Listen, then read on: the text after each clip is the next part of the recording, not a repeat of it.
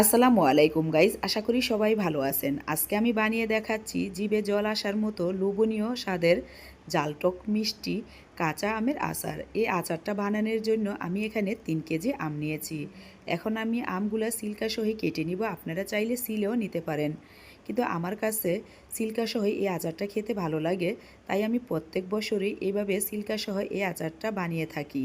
আর সারা বছর খিচুড়ি, বিরিয়ানি, পোলাও, রুটি, পরোটার সাথে খেয়ে থাকি। আচারটা কিন্তু খেতে ভীষণ মজার হয়। তো দেখেন, আমটাকে আমি ভালোভাবে ধুয়ে পরিষ্কার করে 4 ভাগ করে কেটে নিচ্ছি।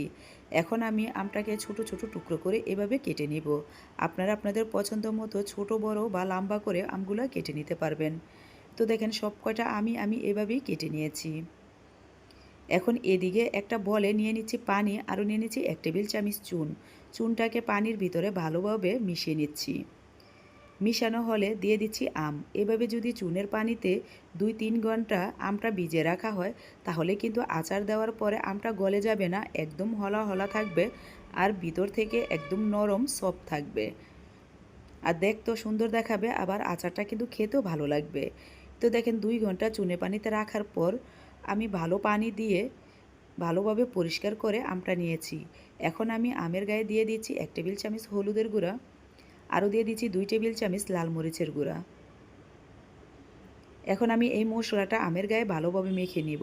আমি হাত দিয়ে মাখবো না, এভাবে জাকিয়ে জাকিয়ে প্রত্যেকটা আমের গায়ে মশলাটা মেখে নিচ্ছি। এদিকে একটি থালার ভিতরে একটি পুরানো জামা বিছিয়ে দিয়ে আমটা ঢেলে দিচ্ছি। এখন আমি এই আমটাকে বিছিয়ে দিয়ে রৌদ্রে বা ফ্যানের বাতাসে 2 থেকে 3 ঘন্টা শুকিয়ে নিব। আমি কিন্তু আমটা শুকাবো না, শুধু আমের উপরের পানিটা শুকিয়ে নিচ্ছি। এই তো দেখেন, 2 ঘন্টা পর আমি রৌদ্রে থেকে নিয়ে আসলাম। আমটা দেখে হয়তো বুঝতেছেন পানিটা কিন্তু সুন্দরভাবে শুকিয়ে গেছে।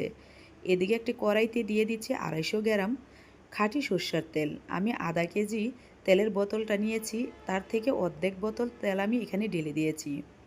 আরও দিয়ে দিচ্ছি গরম মশলা, তেজপাতা, দারচিনি, এলাচ। দিয়ে দিচ্ছি বেশ কিছুটা শুকনো মরিচ, আরও দিয়ে দিচ্ছি রসুন। রসুনটা আপনাদের খুশি মতো দিয়ে নেবেন, কম বেশি, কিন্তু রসুনটা কিন্তু আচারের ভিতরে একটু বেশি হলেই খেতে ভালো লাগে।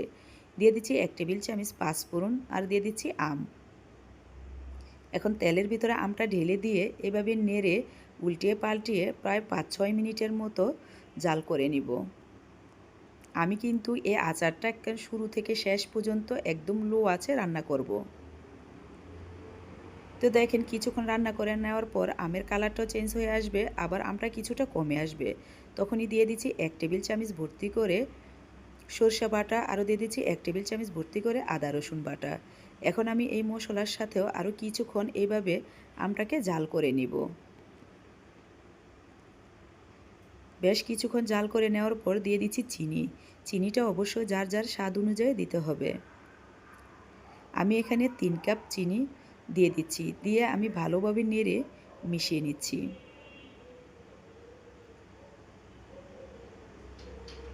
তো চিনিটা যখন গলে আসবে, তখনই আমি এখানে দিয়ে দিচ্ছি আরও 1 কাপ পরিমাণের চিনি। আমি এখানে মোট 4 কাপ চিনি ব্যবহার করেছি। দেখেন, চিনিটা গলে আসার পরে কিন্তু অনেকটা আঠালো হয়ে যায়, আর আচারের কালারটা কিন্তু অনেকটা চেঞ্জ হয়ে আসে। এই পর্যায়ে কিন্তু একদম লো আঁচে রান্না করতে হবে, আর কিছুক্ষণ পর পর জাল করতে হবে, নাড়া দিতে হবে। এই তো দেখেন, প্রায় আমি 10 মিনিটের মতো জাল করে নিয়েছি। এখন দিয়ে দিচ্ছি চিলি ফ্লেক্স 2 টেবিল চামচ, মানে শুকনো মরিচ শুকনো খোলায় ভেজে গুঁড়া করে নিয়েছি। আর দিয়ে দিচ্ছি 1 টেবিল চামচ বিট নুন, দিয়ে দিচ্ছি 1 টেবিল চামচ টেস্টিং সল্ট, আরও দিয়ে দিচ্ছি 1 টেবিল চামচ চাট মশলা। এখানে দিচ্ছি 1/3 কাপ সাদা ভিনেগার বা সিরকা। সিরকাটা দিলে দীর্ঘদিন আচারটা ভালো থাকবে। আমি যে মশলাগুলো দিয়ে আচারটা বানাচ্ছি, আপনারা চেষ্টা করবেন এই মশলাগুলো দিয়েই আচারটা বানানোর জন্য। দেখবেন আচারটা খেতে ভীষণ মজার হয়ে থাকে। এই তো আরও 10-15 মিনিটের মতো লো আছে জাল করে নেওয়ার পর আমি শেষ পর্যায়ে এসে দিয়ে দিচ্ছি ভাজা পাঁচফোড়নের গুঁড়া 2 টেবিল চামচ, আরও দিয়ে দিচ্ছি 4টা নাগামরিচ, 2টা দিচ্ছি এভাবে ফাটিয়ে, তাতে করে সুন্দর একটা ফ্লেভার ছড়াবে। আরও দিয়ে দিচ্ছি 2টা আস্ত। আচার থেকে নাগামরিচের ঘ্রাণটা কিন্তু খুবই ভালো লাগে। এই তো দেখেন একদম লো আছে, মানে নিবো নিবো জালে আরও 15-20 মিনিটের মতো আমি এইভাবেই রেখে দিব। দেখেন আমটা একদম দেখতে হলা হলা রয়েছে, যেমন একদম দেখতে আস্ত দেখাচ্ছে, কিন্তু ভিতর থেকে কিন্তু অনেকটাই সফট আর অনেকটা নরম হয়ে গেছে। আরও 15-20 মিনিটের মতো এভাবে লো আছে রাখার পরে কিন্তু আমটা আরও সফট হবে আর আমের ভিতরে সুন্দরভাবে মানে জালটা আর মিষ্টিটা ঢুকে যাবে। আরও ঝোলটাও কিন্তু অনেকটা আঠালো হবে। আশা করি আজকের এই আচারের রেসিপিটা আপনাদের অনেক ভালো লাগবে। যদি ভালো লেগে থাকে তাহলে প্লিজ লাইক, কমেন্ট আর একটা সাবস্ক্রাইব করে পাশে থাকবেন। আর যারা ফেসবুক থেকে দেখছেন তারা ফলো করে রাখবেন, তাতে করে নিত্য নতুন এরকম মজার মজার ভিডিও দেওয়ার সাথে সাথে আপনারা দেখতে পারবেন। এই তো দেখেন আমাদের আচার কিন্তু খাওয়ার জন্য একদম প্রস্তুত হয়ে গেছে।